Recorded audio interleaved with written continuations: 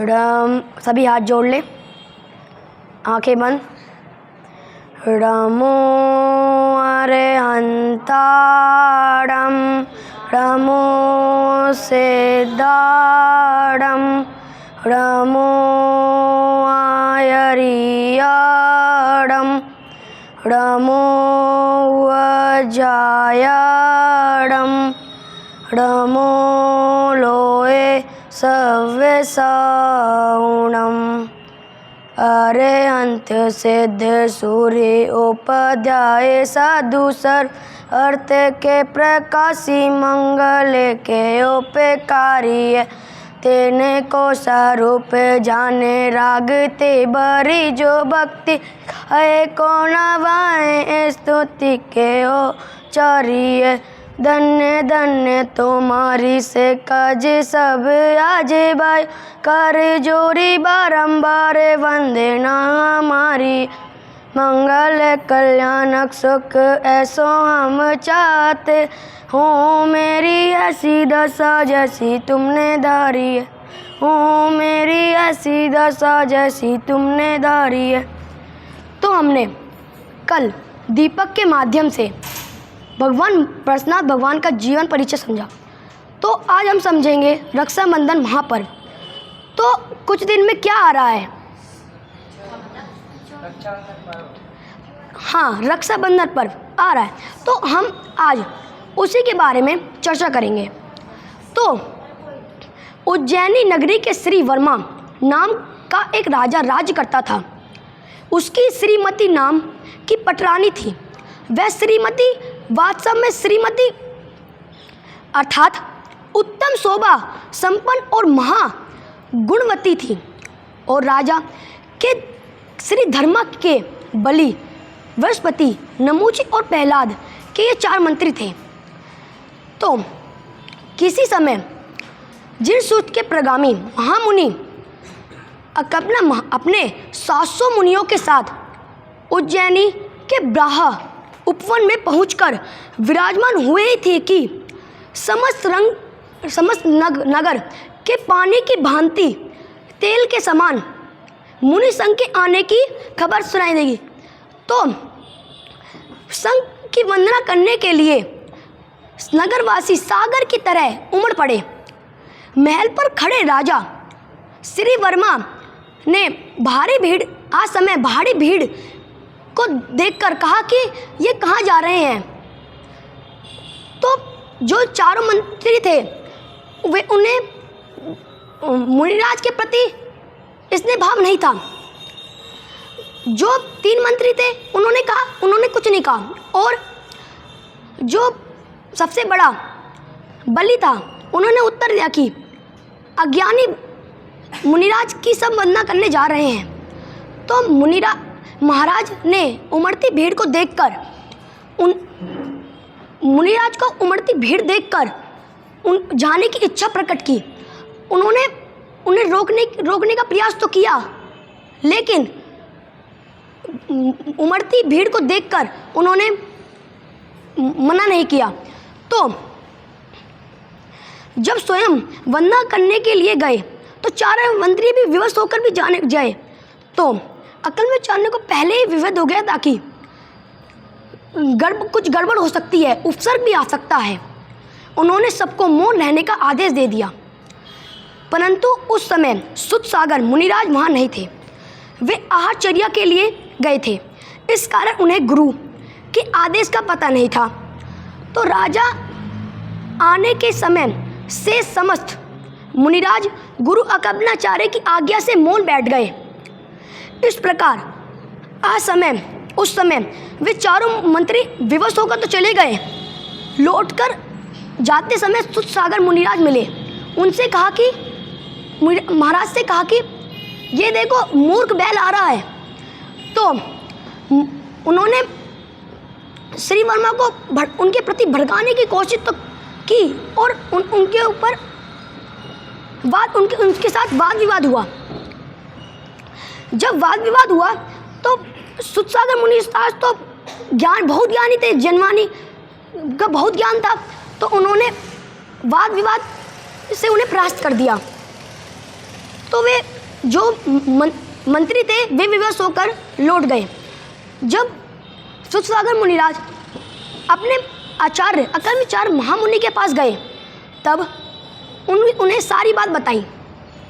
तो उपसर्ग पर सासो मुनि पर उपसर्ग ना आए, इसीलिए उन्हें जहाँ उन्होंने वाद विवाद किया था वहाँ पर उन्हें ध्यानस्थ रहने का आदेश दे दिया। तो वे वहाँ जो वे चारों मंत्री थे रात के समय उन्हें मारने की योजना बनाते हुए मारने के लिए आए। तो उन्हें जहाँ वाद विवाद हुआ था वहाँ पर मुनिराज ध्यानस्थ खड़े थे। तो उन्होंने उनके ऊपर एक साथ तलवार मारने के लिए तलवार उठाई तो देवों के द्वारा उन्हें कीलित कर दिया। जब राजा को ज्ञात हुआ कि उन्होंने ऐसा किया है तो उन्होंने उसे निकाल दिया, और निकाला नहीं बल्कि उन्हें देश निकाला दे दिया। उस समय हस्तिनापुर के महान नामक चक्रवर्ती था, उसकी 8 कन्याएं थी, उन्हें 8 विद्याधर हर कर ले गए थे। जब वे सुशील धारक वे कन्याएं लाई गई तो उन्होंने संसार से विरक्त होकर दीक्षा ले ली। वे 8 विद्याधर भी संसार को असार जानकर तप करने लगे। इस घटना से प्रभावित होकर चरम शरीरी महापद चक्रवर्ती भी संसार से विरक्त हो गए और अपने बड़े बेटे पुत्र को पद्म राज्य देकर दीक्षा ले ली। तो देश निकालक देने के बाद वे चारों मंत्री हस्तिनापुर पहुँचे, उनकी सेवा की और उस समय राजा पद्मबली मंत्री के सहयोग एवं मार्गदर्शन से दुर्लभ किले में स्थित राजा सिंह बल को पकड़ने में सफल हो गए। इसीलिए राजा पद्म ने बलि इच्छित वर मांगने को कहा। बलि तो बहुत चतुर था, राजनीतिक खिलाड़ी था, अतः उसने वचन को धरोहर की रूप राजा को रख दे दिए। तो उज्जैनी से विहार करते समय होते हुए वे हस्तिनापुर आ गए और उन्हें 4 महीने वर्षों योग में नगर के बाहर विराजमान हो गए। तो बलि ने आदि मंत्रियों ने भेद खुलने की शंका से भयभीत हो गए और उन्हें वहाँ से हटाने का उपाय सोचने लगे। जब बलि ने मंत्री पद्म के पास जाकर अपनी वचन के बदले उन्होंने उनसे कहा कि उन्हें 7 दिन का राज दे दें, तो वरदान को देखकर 7 दिन का अज्ञातवास त्रिवर्मा ने ले लिया। राजाधिकार पाकर उन बलि आदि 4 मंत्रियों ने अकल्पना एवं 700 मुनियों को बाहरी उपसर्ग किया। उनके ऊपर मरे हुए जीव डालते रहे, उनके ऊपर 7 दिन का उपसर्ग हुआ। इस प्रकार समस्त मुनि संघ ने यह संकल्प ले लिया कि जब तक उपसर्ग दूर नहीं होगा जब तक हम आहार नहीं करेंगे। आज अकल्मचार्य संघ पर जब देव योग से उनके अवधि ज्ञान से हस्तिनापुर अकल्मचार्य के संघ पर दर्पण उपसर्ग हो रहा है, पास ही बैठ क्षुल्लक पुष्पदंत ने वह सुनी तो उन्होंने पूछा, गुरुदेव इस उपसर्ग के निवारण का क्या उपाय है, आप मुझे बताएं और मार्गदर्शन करें कि इस काम में क्या योगदान कर सकता हूँ, इस काम के लिए मैं क्या योगदान कर सकता हूँ। तो गुरुजी ने उत्तर दिया कि विक्रा रिद्धि के धारक मुनि विष्णु कुमार की यह उपसर्ग दूर कर सकते हैं। क्षुल्लक पुष्पदंत तत्काल जाकर मुनि विष्णु कुमार यह सब सत्वर सुनाया और गुरु के कहे अनुसार उपसर्ग दूर कराने का सामर्थ्य अवगत कराया। मुनि विष्णु कुमार को स्वयं ज्ञात नहीं था कि मेरे पास विक्रा रिद्धि है। अज्ञानी संत लौकिक ज्ञानी, सॉरी मैंने गलती बोल दिया था ज्ञानी, इसलिए मैं माफी चाहता हूँ, इसकी जगह है ज्ञानी संत। लौकिक रिद्धि सिद्धि के लिए तप करते थे, तप नहीं करते थे, फिर भी तप का फल उन्हें मिल जाता था। मुनि विष्णु कुमार रिद्धि की परीक्षा करने के लिए अपनी भुजा फैलाकर रुकावट बिना पहाड़ों जैसी दीवारों को भेदते हुए बढ़ती चली जा गई। इससे उन्हें अपनी विक्रय रिद्धि प्राप्ति का विश्वास हो गया। जिन शासन के भक्त वात्सल मुक्ति मुनि विष्णु कुमार को अपने पद भंग होने का परवाह नहीं थी, फिर भी पद्म के पास जाकर उससे कहा, राजा होकर भी यह क्या अनर्थ कर दिया। ऐसा कार्य रघुवंशियों में कभी हुआ ही नहीं। यदि कोई दुष्ट जन तपस्वियों पर उपसर करता है तो प्रातः उसे राजा को दूर ही करना चाहिए। हे राजन, जल्दी हुई अज्ञानी कितनी ही उग्र ज्वलंत क्यों ना हो, जल द्वारा उसे शांत हो ही जाती है ना। यदि जल से अग्नि भभकने लगे तो अज्ञानी को बुझाने का अन्य क्या उपाय बाकी बचेगा। ही जाती है ना। यदि राजा दुष्टों का दमन करने में समर्थ नहीं है, जो देव सीधे बैठ जाओ तो यदि राजा दुष्टों के दमन करने में समर्थ नहीं है तो राजनीति में उस राजा को ढूंढवत ना मात का राजा कहा है। इसीलिए अविवेक की बलि मंत्री को यह दुष्ट कार्य करने से शीघ्र रोका। मित्र और शत्रु पर समभाव रखने वाले मुनियों पर इसका यह द्वेष शीतल स्वाभावी साधुओं के संताप पहुँचना और राजा द्वारा मुख दर्शक बने रहने का फल जानते हैं आप। अरे आप अभी आपके अपने साधुओं का आशीर्वाद तो ही देखा है, अभिशाप नहीं। यदि साधु कदाचित अपनी साधुता छोड़कर क्रोधित हो जाए तो भस्म भी कर देते हैं। यदि साधुओं पर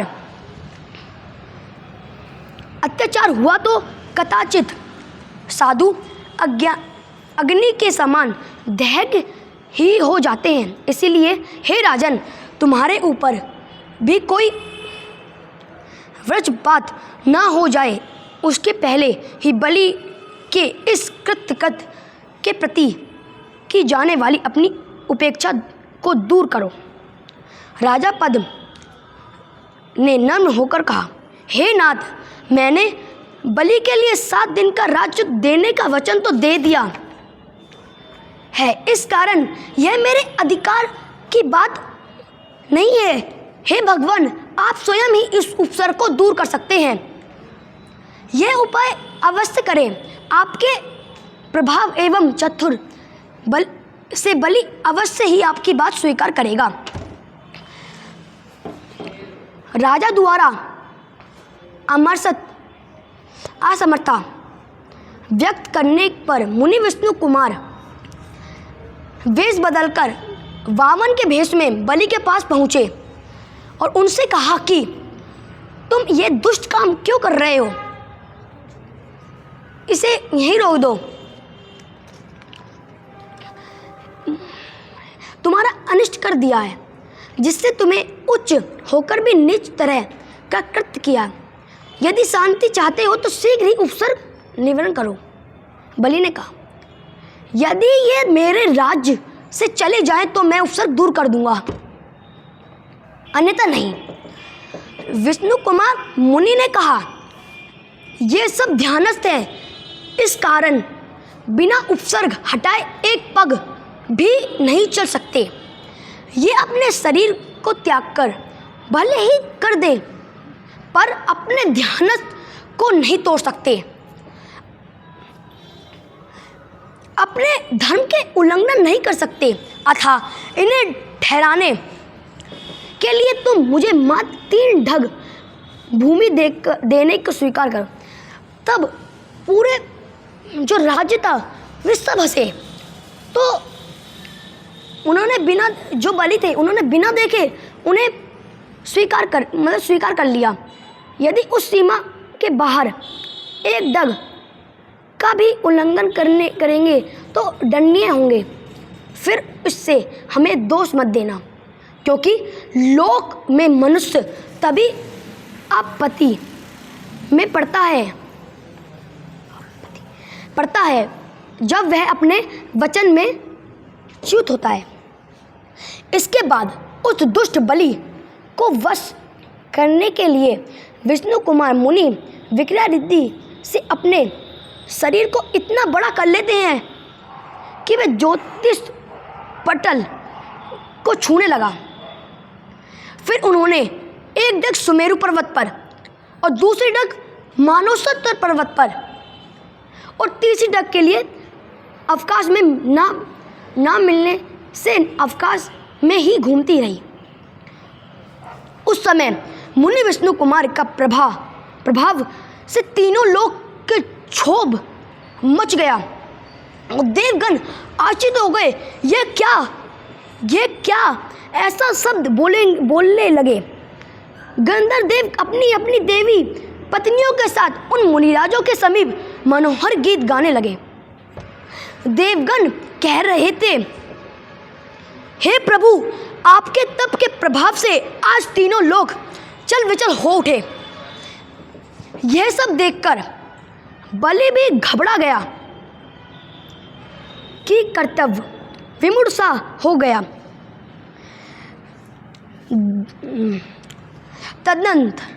तदनंतर धीर वीर विद्याधरों और आकाश में विचरण करने वाले चारण ऋतिक धारक मुनियों ने जब मुनि विष्णु कुमार को शांत किया, तब धीरे धीरे वे अपनी विक्रिया संजो कर स्थानस्थ हो गए। उसी समय देवों ने शीघ्र मुनियों के उपसर्ग दूर कर दुष्ट बलि के बांध लिया और उसे दंडनीय अपराध दिया। इस प्रकार जिन शासन के प्रति वात्सल्य प्रकट करते हुए मुनि विष्णु कुमार के पास जाकर प्रायश्चित द्वारा विक्रिया की शुक्ल को त्याग कर और घोर तप द्वारा अघात्य कर्मों का क्षय केवल ज्ञान प्राप्त किया।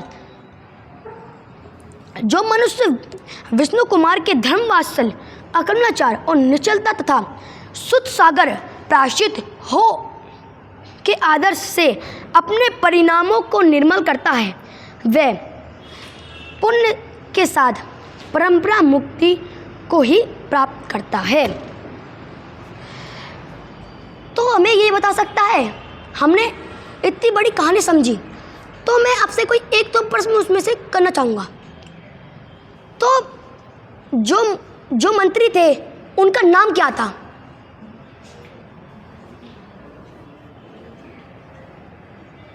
जस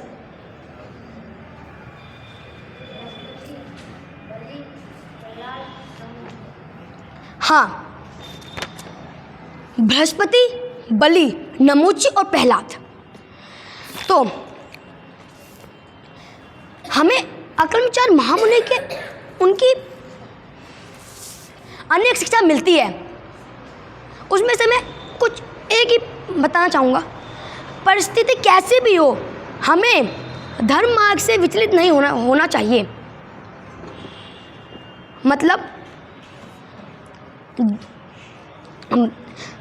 जो अकर्माचार्य मुनि थे उनके ऊपर बहुत उपसर्ग हुआ, लेकिन वे क्या धर्म मार्ग से विचलित नहीं हुए कि मुझे माफ़ कर दो, ये सब कहने लगे, नहीं कहे।